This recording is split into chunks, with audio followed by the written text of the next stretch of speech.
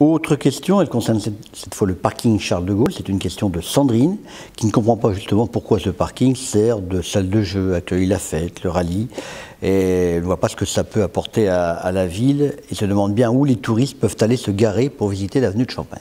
Alors historiquement parlant, il faut dire à Sandrine que à l'origine, le Jard était un espace de détente, c'était un jardin public autrefois.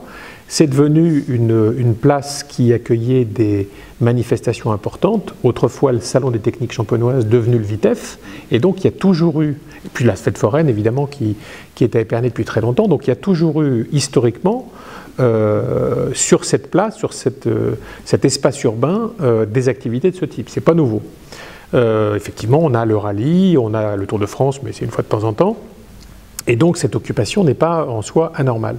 Nous y avons développé une offre de stationnement importante, de plus en plus importante au fil du temps, et je comprends bien qu'en période de fête foraine ou que lorsque le Jard est fermé, ça provoque un certain nombre de difficultés. C'est la raison pour laquelle nous avons réinvesti récemment dans un parc de stationnement, l'ancien parking des Arcades, rebaptisé Parking Centre-Ville, qui offre actuellement 650 places disponibles. Donc je pense qu'en fait, il faut que les usagers de ce parking prennent conscience qu'il y a maintenant un autre parking plus moderne encore que celui du Jard, où les véhicules sont protégés, sécurisés, où on est à l'abri des intempéries et qu'il offre des places disponibles.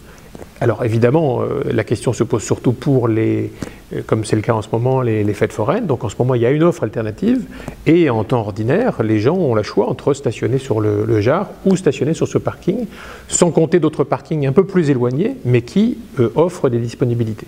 Je pense qu'effectivement, le Jard est devenu le parking par facilité.